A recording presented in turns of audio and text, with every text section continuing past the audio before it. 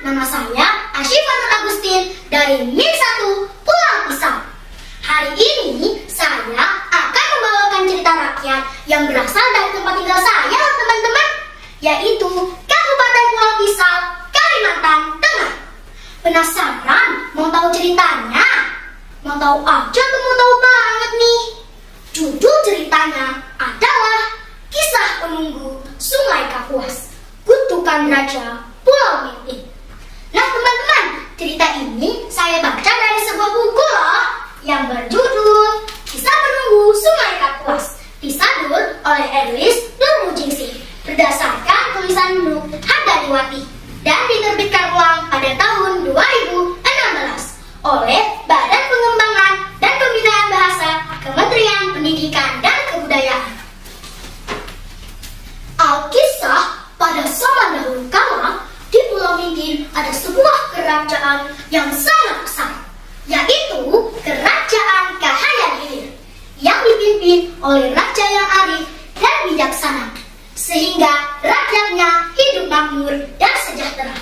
Sang raja memiliki dua anak kembar yang bernama Naga dan Buaya, serta permaisuri yang cantik jelita. Namun pada suatu hari, sang permaisuri yang sangat dicintai sang raja meninggal dunia. Karena kepergian sang permaisuri, hal ini membuat hati sang raja sangat berduka dan bersedih. Untuk menenangkan dirinya, raja ingin pergi berlayar meninggalkan istananya.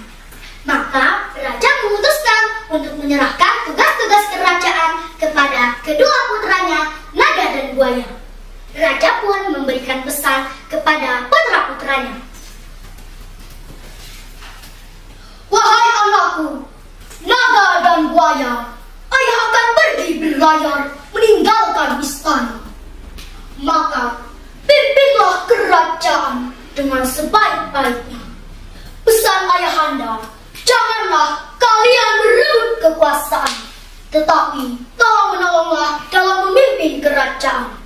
Karena kerajaan ini membutuhkan pemimpin yang adil dan bijaksana, agar kemakmuran dan kedamaian tetap kalian miliki. Baiklah ayahanda, kami berjanji akan melaksanakan tugas dan pesan dari ayahanda dengan sebaik-baiknya. Baiklah ayahanda, kami berjanji akan melaksanakan dengan sebaik-baiknya. Sejak kepergian sang raja, pimpinan kerajaan pun dipegang oleh Naga dan Buaya. Mereka berdua bersepakat untuk menjalankan tugas kepemimpinan secara bersama-sama. Tetapi mereka berdua memiliki sifat yang berbeda. Si Naga memiliki sifat yang kejam terhadap rakyatnya, suka berfoya-foya, berjudi, dan menghamburkan harta kerajaan dengan seenaknya sendiri. Sedangkan si Buaya, dia dikenal dengan sosok yang pemurah, sopan, tidak boros, tidak sombong, dan suka menolong. Semakin hari, kelakuan si Naga semakin menjadi-jadi. Melihat tingkah saudaranya yang semakin keterlaluan, si Buaya pun mencoba untuk menasihati si Naga. Wahai saudaraku, hentikanlah semua sifat burukmu dan pimpinlah kerajaan dengan sebaik-baiknya. Tetapi bukannya menerima nasihat dengan baik, si Naga malah marah. Kamu ini tidak usah menasihatiku, dan urus saja urusanmu sendiri. Untuk apa kamu mengurusiku? Sudah, sana pergi. Hal ini membuat perkelahian yang besar terjadi. Prajurit kerajaan pun terbagi menjadi dua. Sebagian memihak Naga dan sebagian lain memihak Buaya, sehingga menyebabkan banyak sekali korban jiwa. Di dalam pelayarannya, tiba-tiba hati sang Raja Kahayan Hilir merasa gelisah dan merasa firasat yang tidak baik. Lalu sang baginda raja pun mau mengambil sikap hidup tenang, dan dengan kesaktiannya sang raja dapat melihat bahwa ada bahaya di kerajaan Kahayan Hilir. Lalu di dalam hatinya raja berkata, sepertinya aku melihat ada bahaya di kerajaan Kahayan Hilir. Aku tidak mau putra-putraku bertempur dan salah satu putra kemudian, raja pun memutuskan untuk kembali ke istananya. Sesampainya di istana, dengan langkah yang tergesa-gesa, betapa terkejutnya sang raja melihat kedua putranya terlibat perang. Lalu sang raja pun segera menghentikan peperangan itu. Lalu sang raja menghampiri kedua putranya, naga dan buaya, untuk mengetahui apa yang sebenarnya terjadi. "Wahai anakku naga, apa yang sebenarnya terjadi?" "Ayahanda, hamba telah menjalankan tugas, tetapi buaya selalu saja membela rakyat." "Anakku buaya, benarkah apa yang dikatakan saudaramu naga?" "Ampun ayahanda, yang sebenarnya terjadi bahwa selama ini kami telah membuat kesepakatan, tetapi naga mengingkarinya sehingga rakyat menjadi sengsara dan hidup miskin karena kekejamannya." Namun belum selesai lagi si buaya menjelaskan, si naga langsung marah dan ingin melampiaskan kemarahannya kepada buaya. "Tidak ayahanda, buaya berbohong.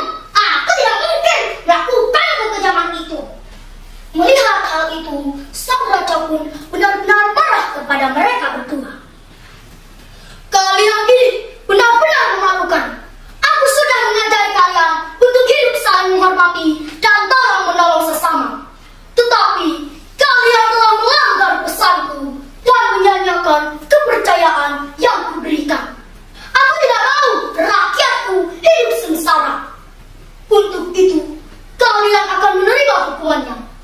Buaya, jadilah kau menjadi seekor buaya dan hiduplah di air.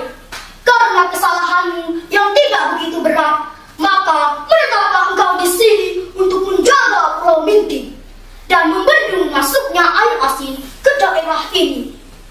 Sedangkan engkau naga, jadilah engkau menjadi seekor naga dan hiduplah di air. Karena kaulah penyebab semua kekacauan ini. Dan pergilah engkau ke Sungai Kapuas. Kamu bertugas untuk melindungi Sungai Kapuas agar tidak ditumbuhi cendawan panting." Lalu kedua putranya pun memohon ampun kepada ayahnya. "Ampun ayahanda, ampunilah kami, ampun ayahanda. Ampun ayahanda, ampuni kami, ampun." Namun nasi sudah menjadi bubur setelah sang raja mengucapkan kutukan kepada kedua putranya. Langit pun mendadak menjadi gelap.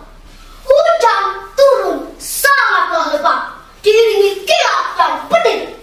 Sesaat kemudian, si buaya pun menjelma menjadi seekor buaya dan berdiam di Pulau Minting. Sedangkan si naga, dia berubah menjadi seekor naga dan pergi ke Sungai Kapuas. Dan menurut cerita masyarakat setempat, Sungai Anjir Kelampang di Kabupaten Pulau Pisang, Kalimantan Tengah adalah bekas naga lewat menuju Sungai Kapuas. Nah, itu tadi cerita tentang kisah penunggu Sungai Kapuas. Dari cerita tersebut ada banyak sekali pelajaran yang bisa kita petik loh teman-teman. Nah, yang pertama yaitu kita harus patuh kepada perintah kedua orang tua kita. Yang kedua, kita harus memegang amanah dan kepercayaan dengan baik. Yang ketiga, jangan suka berfoya-foya dan mengambilkan harta dengan sembarangan. Yang keempat,